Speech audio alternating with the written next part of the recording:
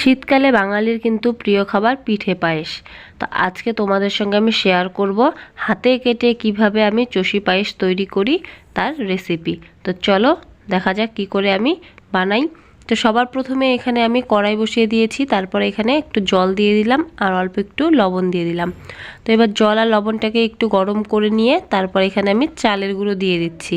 এখানে আমি 250 গ্রামের মতো চালের গুঁড়ো ব্যবহার করছি। তোমরা কিন্তু তোমাদের প্রয়োজন মতো চালের গুঁড়ো ব্যবহার করবে। এবার আমি ভালো করে এটাকে মিক্সড করে নেব। তো এরকম করে কম আঁচে আমি ভালো করে মিক্সড করে নিচ্ছি। ঠিক একটা রুটির ডোয়ের মতো তৈরি করব। তো কিন্তু গ্যাসের ফ্লেমটাকে কম আঁচে দিয়ে বানাতে হবে। তো তারপর এরকম করে একটা ডোয়ের মতো তৈরি করে নেব। তো দেখো রুটির ডোয়ের মতো কিন্তু তৈরি হয়ে গেছে। তো এবার আমি নামিয়ে নেব। তো নামিয়ে নিয়ে এবার আমি একটা থালাতে এরকম করে মেখে নেব ভালো করে, একদম কিন্তু ভালো করে মাখতে হবে, তাহলে কিন্তু চষিগুলো কিন্তু ভালো হবে। তো ভালো করে আমি অনেকক্ষণ ধরে এরকম করে মেখে নিচ্ছি। তো এরকম করে ভালো করে মিক্সড করার পর কিছুক্ষণ আমি রেখে দেব।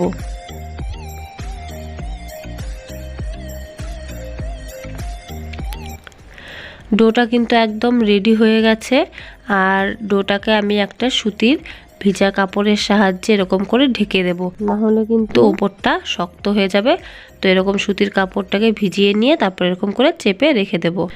10 মিনিট পর আমি এরকম একটা রুটির চাকি নিয়ে নিয়েছি। এবার আমি এই চাকির সাহায্যে চষি কেটে নেব। তো উপরে একটু চালের গুঁড়ো ছড়িয়ে দিলাম। তো অল্প অল্প করে এখন আমি ডোটা বের করে নেব। বাকিটুকু কিন্তু ঢেকে রাখতে হবে, নাহলে কিন্তু শক্ত হয়ে যাবে। এবার আমি চষি কেটে নেব। তো একদম অল্প অল্প করে নিয়ে করতে হবে। ছোট হলে কিন্তু দেখতেও সুন্দর লাগে, খেতেও কিন্তু দারুণ টেস্ট লাগে। তো এরকম করে ছোট ছোট করে নিয়ে আমি সবগুলো চষি কেটে নেব।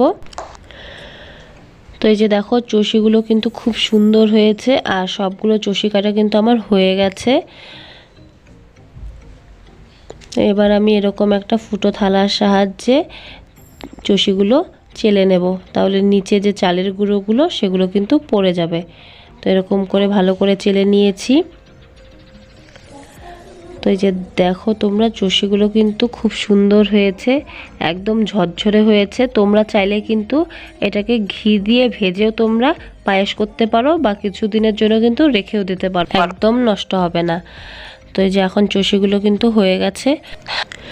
এবার পায়েসের জন্য এখানে আমি হাফ কেজি আমুলের দুধ ব্যবহার করছি। তোমরা চাইলে কিন্তু গরুর দুধও ব্যবহার করতে পারো। তো এখানে আমি 2 কাপ জল দিয়ে দিচ্ছি। তোমরা কিন্তু তোমাদের পরিমাণ অনুযায়ী জল দেবে। তো এখানে 500 গ্রাম দুধে আমি 2 কাপ জল দিয়েছি। এবার দুধটাকে ভালো করে জাল করে নিতে হবে। তো ভালো করে জাল করে নিতে হবে। তো এই যে দেখো ভালো করে কিন্তু জাল করা হয়ে গেছে, কারণ চষি দিয়ে কিন্তু বেশিক্ষণ জাল করা যাবে না, তাহলে কিন্তু চষিগুলো সব গলে যাবে। তো দুধটাকে ভালো করে জাল করে নেওয়ার পর চষিগুলো দিয়ে দেব। তো এখানে কিন্তু আমার 1.5 বাটির থেকে একটু কম চষি হয়েছে। পরিমাণটা যদি ঠিকমতো রাখা যায় তাহলে কিন্তু পায়েসটা একদম সুন্দর হবে। তো এবার আমি কিন্তু গ্যাসের ফ্লেমটাকে লো করে দিয়েছি। তো কিছুক্ষণ এইভাবে কিন্তু নেড়ে দিতে হবে, নাহলে কিন্তু নিচে লেগে যাবে। তো একদমই দেখো চষি কিন্তু জাল হয়ে গেছে, বেশিক্ষণ জাল করা যাবে না। তো একদম পারফেক্ট হয়ে গেছে। এই যে দেখো খুব সুন্দর হয়েছে, তোমরা দেখে বুঝতেই পারবে যে চষিটা কেমন হয়েছে। তো এখন আমি দুধটাকে নামিয়ে নেব। গ্যাস বন্ধ করে এখন আমি কিছুক্ষণের জন্য দুধ ঠান্ডা করতে দেব। তো এই যে দেখো কিছুক্ষণ পরে আমি দুধটা কিন্তু ঠান্ডা হয়ে গেছে। তো এবার কিন্তু এখানে আমি 300 গ্রামের মতো খেজুরের গুড় দিয়ে দিচ্ছি। এবার ভালো করে মিক্সড করে দেব। তো গুড় দেওয়ার সময় কিন্তু দুধটাকে সবসময় ঠান্ডা রাখতে হবে, না হলে কিন্তু দুধ ফেটে যাবে। তো একদম দুধটাকে ঠান্ডা করে নিয়েছি, তারপর এখন আমি গুড় দিয়ে ভালো করে নেড়ে নিচ্ছি। তো এই যে দেখো ভালো করে নাড়তে হবে, নাহলে কিন্তু নিচে গুড়গুলো কিন্তু দলা পেকে যাবে। তো এরকম করে কিন্তু আমি অনেকক্ষণ নাড়িয়েছি। নাড়ানোর পর এই যে দেখো পায়েস কিন্তু একদম রেডি হয়ে গেছে, আর কালারটাও দেখো কত সুন্দর এসেছে। তো এখানে আমি অল্প করেই করছি, তোমরা কিন্তু তোমাদের পরিমাণ অনুযায়ী করবে। তো এই যে পায়েস কিন্তু একদম পারফেক্ট রেডি হয়ে গেছে। এবার আমি বানাবো মালপোয়া।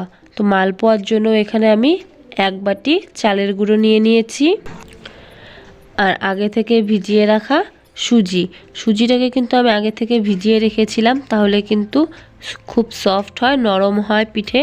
তো এবার আমি দিয়ে দেব 1 বাটি আখের গুড়টাকেও কিন্তু আমি জলে ভিজিয়ে রেখেছিলাম। এবার সব কিছু মিক্সড করার পর দিয়ে দেব অল্প লবণ। তো এবারও লবণটাকে ভালো করে মিক্সড করে নিতে হবে। নেওয়ার পর ব্যাটারটাকে ভালো করে গুলাতে হবে। ব্যাটারটাকে যত ভালো করে গুলাবে তত কিন্তু পিঠেগুলো নরম হবে, স্পঞ্জি হবে আর সুন্দর ফুলবেও। তো এই যে দেখো ব্যাটারটা কিন্তু একদম রেডি হয়ে গেছে। তো এবার ব্যাটারটাকেও আমি কিছুক্ষণের জন্য রেখে দেব। তো ভালো করে আবারও আমি মিক্সড করে নিচ্ছি। যত ভালো মিক্সড করবে তত কিন্তু মালপোয়াগুলো ফুলবে। তো এবার কিছুক্ষণ রেখে দেব। এবার আমি একটা কড়াই বসিয়ে দিয়েছি, কড়াই গরম হয়ে গেছে, আর দিয়ে দিচ্ছি সাদা তেল। এবার তেলটাকেও ভালো করে গরম করে নিতে হবে। তেল গরম হয়ে গেছে, এবার একটা কাপের সাহায্যে আমি ব্যাটারটাকে দিচ্ছি, আর অল্প করে একদম দিতে হবে, আর গ্যাসের ফ্লেমটাকেও কিন্তু লো রাখতে হবে। তো এই যে দেখো মালপোয়া দেওয়ার পর কি সুন্দর ফুলে উঠেছে। তো এবার আমি ওপাশটাকেও ভেজে নেব। তো এরকম দুপাশে উল্টে ভেজে নেব। তো দেখো কি সুন্দর ফুলেছে। তো মালপোয়া কিন্তু একদম রেডি হয়ে গেছে। তো এই যে দেখো কতটা সুন্দর হয়েছে। তোমরা চাইলে কিন্তু এখানে চালের গুঁড়োর বদলে ময়দাও কিন্তু ব্যবহার করতে পারো। তো এরকম করে এখন আমি সবগুলো মালপোয়া কিন্তু ভেজে নেব। আর দেখো প্রত্যেকটা মালপোয়া কি সুন্দর ফুলছে। আমার চ্যানেলে যারা নতুন রয়েছো তারা চ্যানেলটাকে সাবস্ক্রাইব করে দেবে আরও নতুন নতুন রেসিপি পাওয়ার জন্য। আর তোমাদের যদি কোনো রেসিপি জানার থাকে আমাকে কমেন্টে জানাবে, আমি অবশ্যই তোমাদের সঙ্গে শেয়ার করব।